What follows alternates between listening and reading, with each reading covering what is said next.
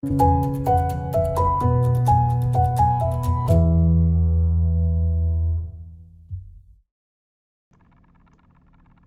everyone, it's technology expert Burton Kelso here with another tech tip to help you get the most out of the technology in your life.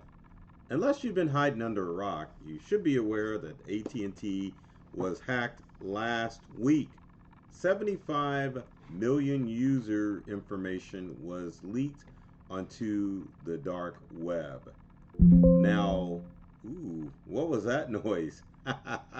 Now you should also be aware that wasn't necessarily AT&T. It could have been AT&T or one of its third-party vendors that got hacked. But with all data breaches, it's probably a situation where a poor employee clicked on something they shouldn't clicked on. Now, also, you should be aware with all these telecom companies that are getting hacked that Comcast Xfinity was hacked back in December. Now, it wasn't as bad as the AT&T hack is turning out to be because the only things that were leaked from Xfinity Comcast leaked was usernames, passwords, and maybe the last four digits of your social security number. But with the AT&T hack, it turns out that social security numbers were leaked in that hack. Now let's break down the AT&T hack so that we can actually discover what happened. So one of the things is that the hack affected 7.6 million current account holders, which isn't as bad as was recently reported, and approximately 65.4 million former account holders going back to 2019. So the bad news is if you thought you had parted ties with AT&T, it's a good possibility you're still lying in bed with them because they've leaked your data, and it goes all the way back to 2019. For some of you, you're probably thinking that was last year, but a good 5 years has passed, and that's a long ways back. Now, with any breach that deals with hacked social security numbers, you really need to take a higher stance as far as what needs to happen with your personal information. Because social security numbers, even the last four digits that was leaked in the Comcast breach, let cyber criminals get a better idea of who you are and can use that information to steal your identity. Now, there are people that are watching this video and you know who you are, where you think, well, heck, I'm broke, I don't have any money, but you never think about what could happen with a leaked social security number. Namely, especially this time of the year, filing taxes. I know we're getting close to a tax deadline, but if someone gets a hold of your social security number, you haven't filed your taxes, they can file a fake return in your name. And if that ever happens, it's a long, hard process to get your tax information back where you can start filing again. So this is a pretty serious breach that's going on. Now, what's AT&T doing about this breach? Well, for starters, they went through and they reset the passwords for a lot of accounts that were hacked. And they're jumping, I won't say jumping the gun, but they're jumping ahead and trying to get a hold of this and make sure that every account holder who was part of the data breach gets some form of identity theft protection, because when you have social security numbers that are leaked, man, that just spells ID theft. Now, another thing that you can do is to make sure that you are checking your email from AT&T notifying you if you were part of the data breach.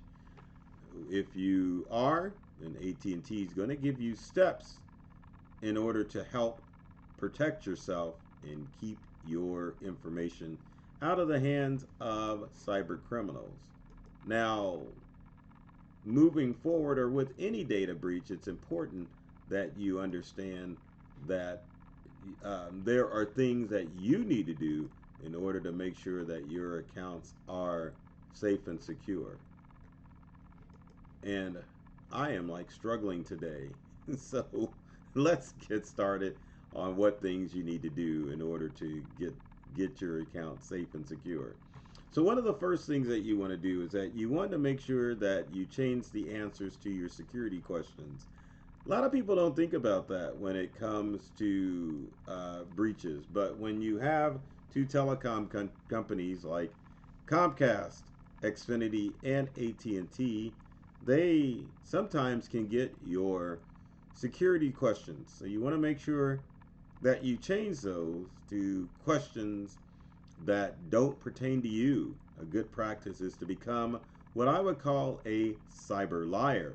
Now, when you become a cyber liar, that means that you are putting false information about yourself so that criminals don't know what's fact and what's real. Now, examples of becoming a cyber liar include changing your security questions so they don't pertain to your personal life. Maybe you change the school that you went to, or who are your parents and their maiden names. But changing the answers to the security questions in this day and age where a lot of your information may have been leaked on the dark web with the variety of data breaches that have occurred throughout or since 2012.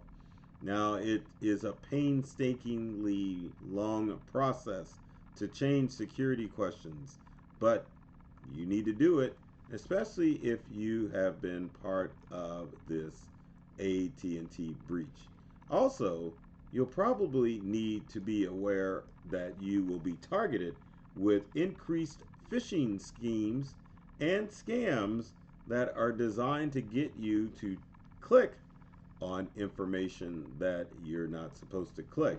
99% of cyber attacks come through phishing, and with your information leaked through AT&T and through Comcast, be easy for criminals to personalize emails, especially with the help of AI that are designed to trick you out of your valuable information. Other things that you want to do in light of this breach is to find out what information about you is on the dark web. And there's a great website that you can visit to find out if this happens. Great website is called haveibeenpwned.com. Pretty darn simple. Go to Have I Been Pwned, you put in your AT&T address, and you're gonna laugh. I'm gonna put in a Yahoo address, but as you know, AT&T has been or does own Yahoo, so we're gonna put in our email address, hit the word pwned, and scroll down. Now, 3 steps to better security you can ignore because Have I Been Pwned is sponsored by startusingonepassword.com. And as you can see, this email was leaked in a large-scale data breach back in 2007. And if you look at the compromised data, it shows you that email addresses and passwords were part of this data breach. Now, if you want to see what it looks like when you don't have a breach or your information hasn't been on the dark web, we're going to put in another email address and we're going to hit pwned. Now, this is what you want to see is that, oh no, no pwnage found, and you don't have anything to worry about. Now, as far as making sure that you stay safe after the AT&T breach, you probably need to go through and start changing some passwords. Now, I always recommend that you use passphrases instead of passwords. And passphrases are two or more unrelated words that create a secure password. So let's look at one of my new favorite password and passphrase generators, which is Bitwarden, which is bitwarden.com/password-generator. Bitwarden allows you to go in, either create a password or create a passphrase. Now you can go through and put as little as 3 words as far as your passphrase. Now you can either add a capitalization to your words in your passphrase, and you can include numbers, but no special characters, unfortunately, with passphrases. So you'll have to add one on your own. As you can see with a passphrase, it's going to take centuries for someone to crack it, and your score for a password is going to be strong. Now keep in mind, with some passphrases, you will not be able to put the dashes in as a passphrase, but you can simply copy the passphrase and take those dashes out, and you've got a secure passphrase for your AT&T account, which obviously you need to change, and other online accounts that use the same password as your AT&T password. Now finally, now that you know that passwords, or excuse me, what am I saying?